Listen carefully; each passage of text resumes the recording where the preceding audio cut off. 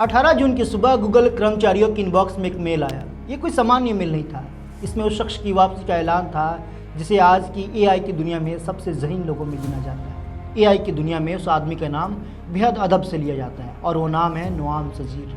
Google ने उन्हें वापस लाने के लिए करीब $2.7 अरब खर्च किए। ये कीमत उनके स्टार्टअप कैरेक्टर एआई के साथ हुए लाइसेंसिंग और टैलेंट डील की। कंपनी ने नोआम सजीर को वाइस प्रेसिडेंट ऑफ इंजीनियरिंग बनाया, साथ ही जेमिनाई की लीडरशिप टीम में शामिल कर लिया। नोआम ने गूगल में रहते हुए ट्रांसफार्मर आर्किटेक्चर पर काम किया। ये वही तकनीक है जिस पर आज चैट जीपीटी, जेमिनाई, क्लाउड और दूसरा एआई मॉडल बना है। 2021 में गूगल छोड़ते हुए नोआम ने कहा था, आप खेलते रहिए मीटिंग, हम तो चले, क्योंकि बड़ी कंपनियों में अक्सर नए आइडियाज़, लंबी मंजूरी, कई स्तर की बैठकों और जोखिम से बचने वाले कल्चर में दब जाते हैं। दरअसल नोआम चाहते थे कि लार्ज लैंग्वेज मॉडल जो है वो आम आदमी तक पहुँचे, लेकिन गूगल का फोकस कहीं और था और फिर मतभेद हुआ। मीडिया में इस मतभेद की थोड़ी बहुत चर्चा भी हुई, लेकिन तब तक नोआम ने अपना रास्ता बदल लिया और फिर उन्होंने शुरुआत की कैरेक्टर एआई। नोआम चाहते थे कि एआई सिर्फ सवालों का जवाब देने वाला टूल बनकर ना रहे, बल्कि इंसानों जैसे बातचीत करने वाला साथी भी बने। 2022 में चैट जीपीटी आने के बाद एआई की दुनिया पूरी तरीके से बदल गई। जिस तकनीक को लेकर गूगल सबसे आगे माना जाता था, उसी दौड़ में गूगल पिछड़ा दिखाई देने लगा। माइक्रोसॉफ्ट ने एआई के साथ साझेदारी कर ली, एंथ्रोपिक तेजी से आगे बढ़ने लगी, मेटा ने भी अपने ओपन सोर्स मॉडल लॉन्च कर दिए। तब गूगल को एहसास हुआ कि सिर्फ डेटा सेंटर, चिप्स और अरबों डॉलर का निवेश काफ़ी नहीं है। ऐसे लोग भी चाहिए होंगे जो सिर्फ लीक से हटकर नहीं, लीक तोड़कर नई तकनीक की दिशा तय कर सके। रुकिए, अभी कहानी खत्म नहीं हुई है, मज़ा तो अभी अब आने वाला है। 18 जून को नोआम सजीर ने फिर से गूगल से रिजाइन किया और उसके 2 दिनों बाद जॉन जम्पर ने बड़ा झटका दिया गूगल को। अब ये जॉन जम्पर कौन है? देखिए, जॉन जम्पर पिछले 9 सालों से गूगल की एआई लैब डीप माइंड में काम कर रहे थे। उनका बनाया अल्फाफोल्ड मॉडल, जिसने बायोलॉजी की दुनिया में क्रांति ला दी, बायोलॉजी को पूरी तरीके से बदल दिया। पहले वैज्ञानिकों को किसी प्रोटीन की संरचना समझने में महीनों या सालों का वक्त लगता था। अल्फाफोल्ड मॉडल ने इस काम को मिनटों का बना दिया। बड़ी उपलब्धि थी।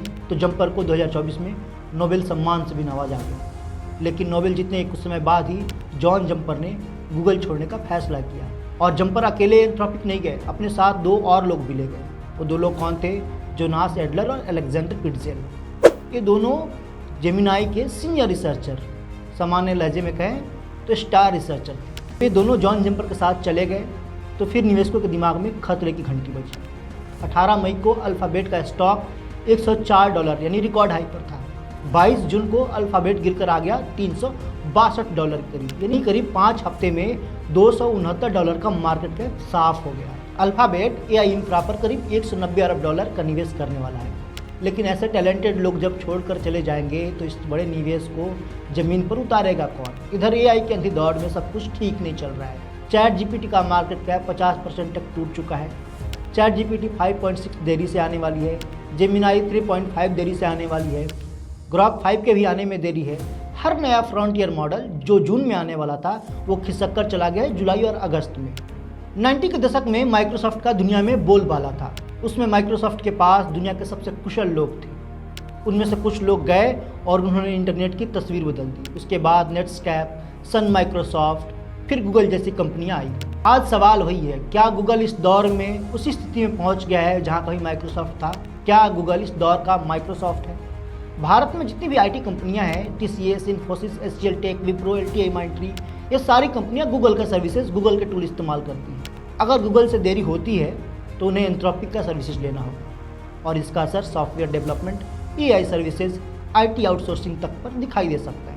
हालांकि इसका असर कितना होगा ये वक्त बताएगा। अब इस कहानी का सबक क्या है? सबक ये है कि नोआम सजीर और जॉन जम्पर जैसे लोग खरीदे नहीं जा सकते। आइडिया पैसे से नहीं, लोगों से एग्जीक्यूट होगा।